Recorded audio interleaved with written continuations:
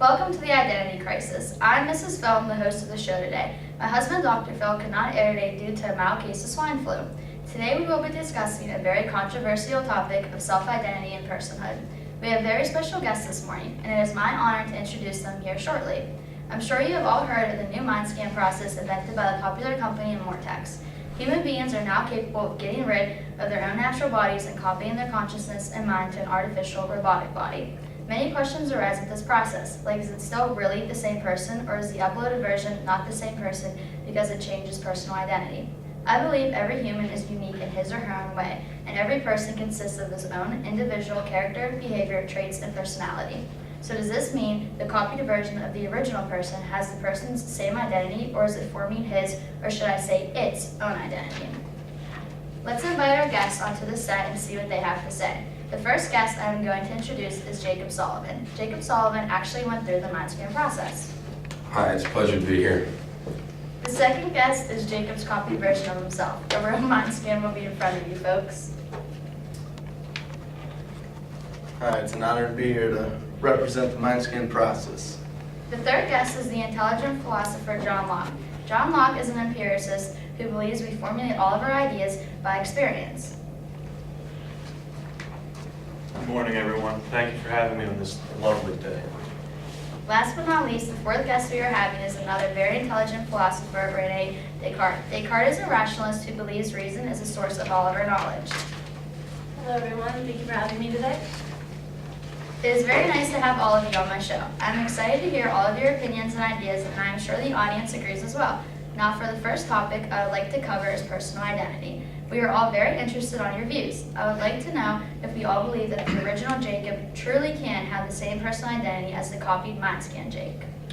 Well, in the beginning, the mind scan process seemed like a lifesaver to me. I chose to do the process because I was suffering from Katerinsky's syndrome, where my blood vessels at time could rupture and I could die. When I found out through M2U00303 that I could live forever, I was ecstatic. I wasn't fully thinking about the consequences of all my actions. All I was thinking about was how my life could be saved. Being sent to the moon while another version of me was still on Earth didn't comprehend through my mind. When I found out there could be a cure for my disease, my senses came back to me.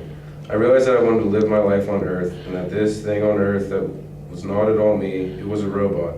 So no, I do not believe that this machine sitting here has the same personal identity as me. I am myself, the original. He is a phony. I am human flesh born out of my mother's womb with my own DNA. Well, that is very interesting, Jacob. I'm sorry to hear about your misfortune and disease. I'm sure that was very hard. Now, Jake, what do you think about all this? Are you offended that Jacob just thinks of you as a machine stealing his personal identity?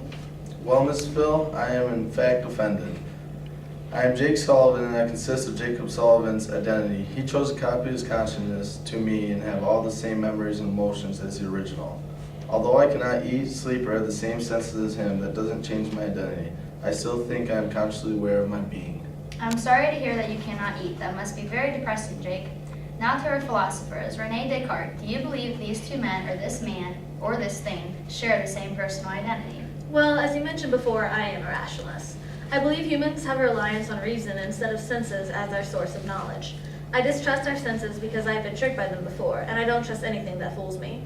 Our mind and body are separate substances, and I believe that the mind scan Jake has his own personal identity because he can think for himself and rationalize. If he can doubt his own existence, that proves he can't exist. There are three certainties as a human.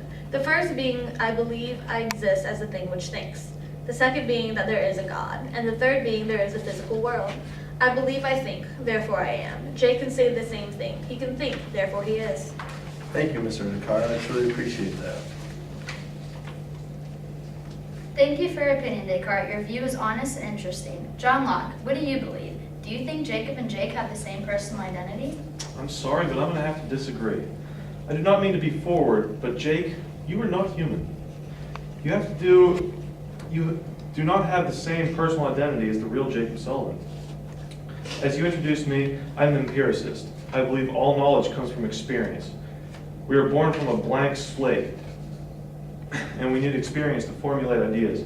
We have to use our senses to do this. Jake, you do not have senses. You cannot learn from your senses. So how can you learn from your experiences? If you have no experiences, you have no ideas.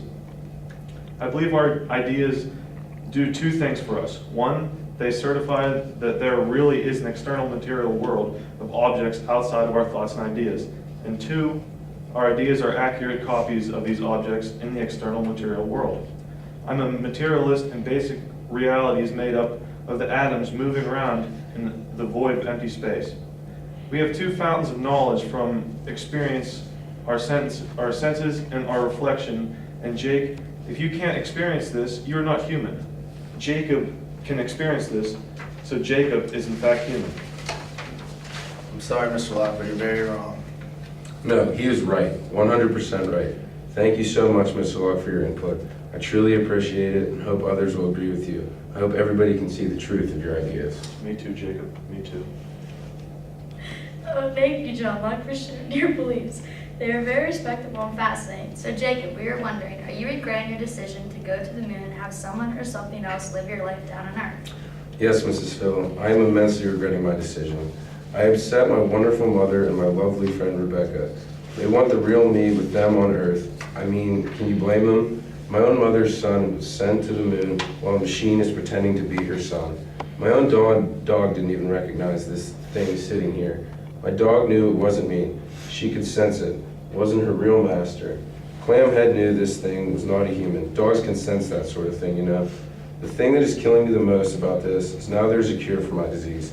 Like I said before, the only reason I did do this was so I could live forever. But you see, now I realize I, in fact, am not living forever.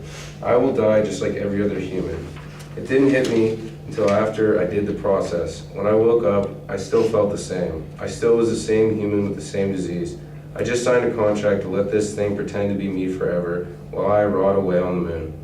I wish I could take back everything so I could receive this cure and live my life like I'm supposed to and die like what I am supposed to. I'm sorry to hear that, Jake. You do deserve to live your life like everyone else.